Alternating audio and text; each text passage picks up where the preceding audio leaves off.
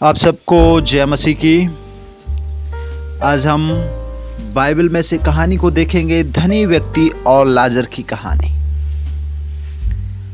और कहानी में आगे बढ़ने से पहले यदि आपने हमारे चैनल को सब्सक्राइब नहीं किया है तो सब्सक्राइब कर लें और बेल को ऑल पर कर लें ताकि हमारे वीडियो की नोटिफिकेशन आपको कंटिन्यू मिलते रहे। और आज हम जो कहानी देखने जा रहे हैं वो है धनी व्यक्ति और लाजर। प्रभु यीशु मसीह द्वारा बताई गई कहानियों में से सबसे बेहतरीन कहानियों में से यह एक कहानी है।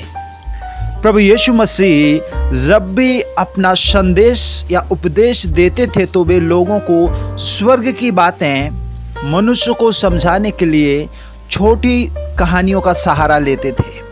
कहानी के रूप में वे उन्हें बताते थे। वे कहानी न केवल सरल थी बल्कि एकदम सत्य भी थी। धनवान व्यक्ति और लाजर की कहानी पवित्र बाइबल में लूका रचित सुसमाचार उसके 16वें अध्याय और 19 वचन से 31 वचन में पाई जाती है। कहानी में एक धनी व्यक्ति था जिसका नाम यहां पर लिखा नहीं है, लेकिन उसकी विशेषताएं बाइबल में वचन में बताई गई है कि वह धनवान था, बैजनी रंग के और मलमल के कपड़े पहनता था और रोज धूमधाम से रहता था। और उसके उस बड़े घर के बाहर डेवड़ी में मतलब फाटक के पास एक कंगाल व्यक्ति भी बैठा रहता था जिसका नाम लाजर था। उसकी हालत दयनीय थी क्योंकि उसके शरीर में जगह जगह घाव थे और कुत्ते भी उसके घाव को चाट जाते थे। ऐसा बहुत समय तक चलता रहा और बाइबल बताती है कि दोनों की मृत्यु हुई। लेकिन उनकी मृत्यु के तुरंत पश्चात हम बाइबल में देखते हैं लाजर तो बड़ी शांति की जगह है, स्वर्गदूतों के द्वारा पहुंचाया गया, लेकिन वह धनवान अधोलोक की ज्वाला में तड़प रहा था।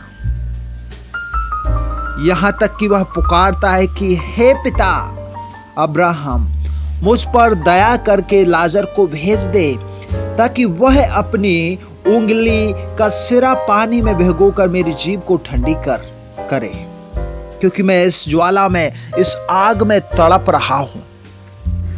परंतु अब्राहम ने उस धनवान व्यक्ति से कहा,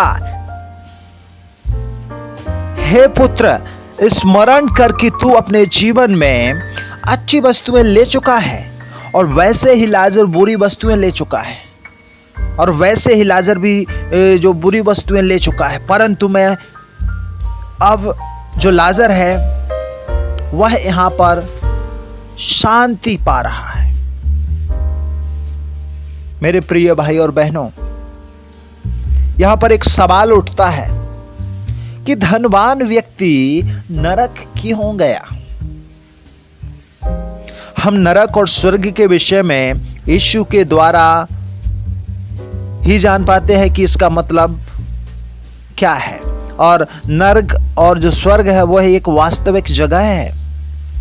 पर सवाल यह है कि इस धनवान ने ऐसा क्या किया कि उसे नरक की आग में डाला गया, जहां पर वह तड़प रहा है, जहां पर वह रो रहा है, जहां पर उसे बहुत ही पीड़ा हो रही है। उसकी क्या गलती थी कि नरक की उस ना बुझने वाली आग में वो जल रहा है।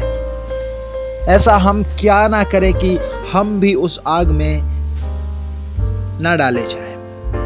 आइए हम बाइबल में से इन पदों को पढ़ेंगे और जानने की कोशिश करेंगे कि वो कौन सी बातें थी। वचन 19, क्या अधिक धन के कारण धनवान वह नरक में गया? उत्तर है नहीं, बिल्कुल नहीं। धन तो परमेश्वर के आशीष के कारण मिलता है। नीति वचन यदि हम उसका 10 अध्याय और 22 वचन पढ़ते हैं तो वहां बड़े स्पष्ट रूप से लिखा हुआ है कि धन जो है परमेश्वर के आशीष के कारण ही मिलता है। परमेश्वर धन कमाने की हमें सामर्थ्य देता है। पहला इतिहास 29 और 12 वचन के अनुसार इसका मतलब है धनवान होना कोई गुनाह या पाप नहीं है। परमेश्वर ने अपने अनेक जो दास पाए जाते हैं उनको बहुत से धन से आशीषित किया था, जैसे कि उदाहरण के तौर पर अब्राहम, सुलेमान, दाऊद इत्यादि। फिर और क्या कारण हो सकता है कि धनी व्यक्ति को उस नरक की आग में डाला गया? वचन 19 का बी भाग कहता है वह धनवान व्यक्ति बैजनी कपड़े और मलमल पहनता था। तो क्या अच्छे कपड़े या किसी विशेष रंग के कपड़े पहनने के कारण कोई व्यक्ति नरक में डाला जा सकता है? आंसर रहेगा हमारा नो, नहीं। राजा सुलेमान और उसके नौकर चाकर भी बढ़िया से बढ़िया कपड़े पहना करते थे, ऐसा सीवा रानी ने बताया। पहला राजा 10 अध्याय 5 वचन। इसका मतलब है कि अच्छे कपड़े पहनना किसी भी रीति से पाप नहीं है और ना ही किसी कपड़ों के कारण कोई नरक जाता है। वचन 19 और उसका सी भाग कहता है कि जो धनवान व्यक्ति था वह धूमधाम से रहता था।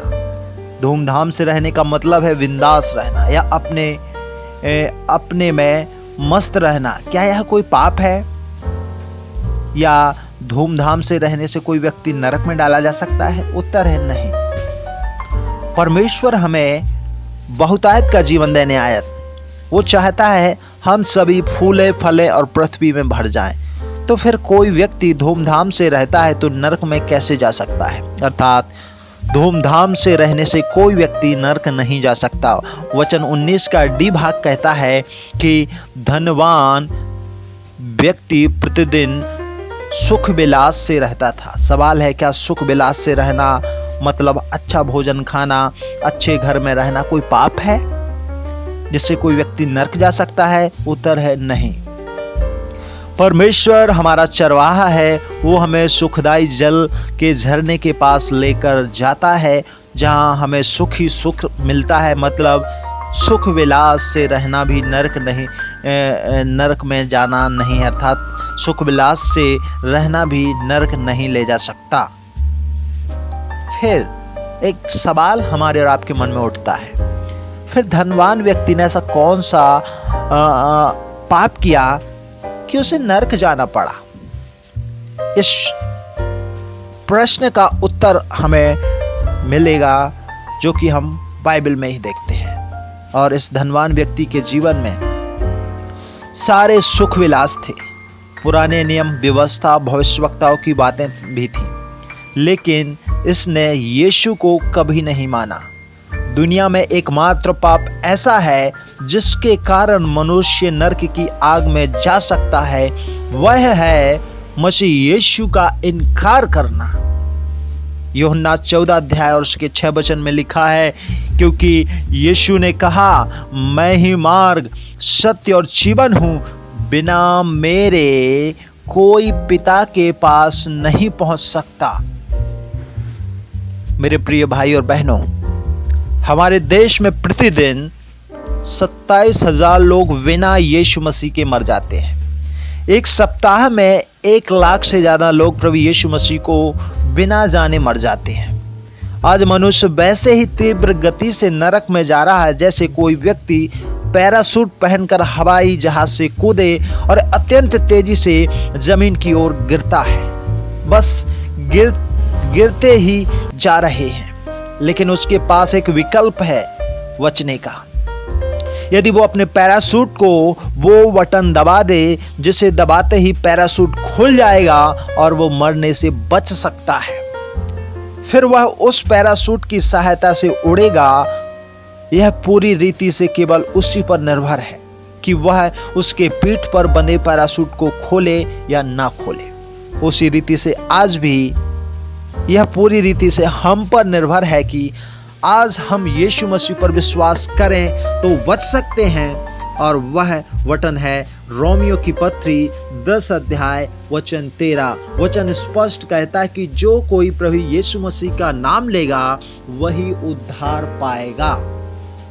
परमेश्वर के एक महान दास जिनका नाम रेहांड वॉनके के पास एक व्यक्ति आया और कहने लगा, मैं प्रभु यीशु मसीह को अपना उद्धारकर्ता करके मानूंगा जब आप मुझे 1000 सवालों का जवाब दे देंगे। परमेश्वर के दास ने कहा, ये सवालों के जवाब आपने किस व्यक्ति से पूछा है? उसने कहा, हर वो व्यक्ति जो मेरे शहर में सुसमाचार सुनाने आता है, मैं उससे सवालों के जवाब देने को कहता हूँ। तब परमेश्वर के दास ने कहा, कल्पना करो आप समुद्र के बीचों बीच पानी में डूब रहे हो और वहां मैं हेलीकॉप्टर में आता हूँ और आपको बचाने के लिए लाइफ जैकेट देता हूँ और कहता हूँ इसे पकड़ लो और तुम बच जाओगे। यदि तुम उस समय भी यही कहो कि नहीं, मैं यह नहीं पकड़ूंगा जब तक तुम मेरे 1000 सवालों के जवाब नहीं दोगे, तो मैं इस लाइफ जैकेट को नहीं लूंगा। तो मैं बताता हूँ उन 1000 सवालों के 7 बुद्धिमान नहीं बल्कि मूर्ख हो। तुम्हें उस समय केवल जीवन बचाने की जरूरत है, ना कि सवालों के जवाबों की।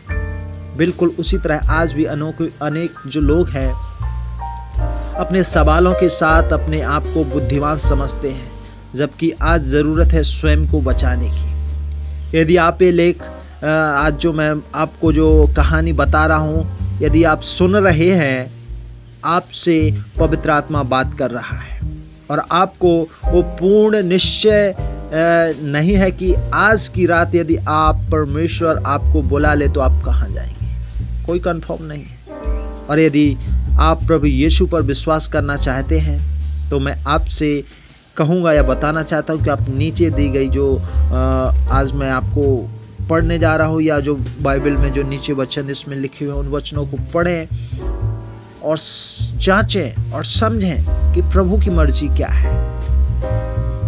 मैं आपके लिए प्रार्थना करना चाहता हूँ और इसके साथ हमारे इस कहानी को ओवर करना चाहता हूँ। यदि आप चाहते हैं कि आप हमारे साथ प्रार्थना में शामिल हो तो आप शामिल हो सकते हैं। आप कह सकते हैं कि प्रभु यीशु, मैं अपने पापों का अंगीकार करता हूँ, आप मेरे पापों को क्षमा कीजिए। मैं आपको अपना उद्धारकर्ता मानकर अपने जीवन में आपको ग्रहण करना चाहता हूँ। आप मेरे जीवन में अनुग्रह कीजिए और मेरी सहायता कीजिए कि मैं अपने पापों को छोड़कर एक अच्छा जीवन जी सकूं। मैं प्रभु यीशु मसीह के नाम से यह प्रार्थना करता हूँ। आमीन आमीन। प्रभु आप सबको इस कहानी के पढ़े और सुने जाने पर आशीष दे। अच्छी लगे तो आप ज़रूर लाइक, शेयर और कमेंट कीजिए, फीडबैक दीजिए और अपने मित्रों को, अपने दोस्तों को, अपने भाइयों को, अपने जो रिलेशन के लोग हैं उन्हें शेयर कीजिए। God bless you.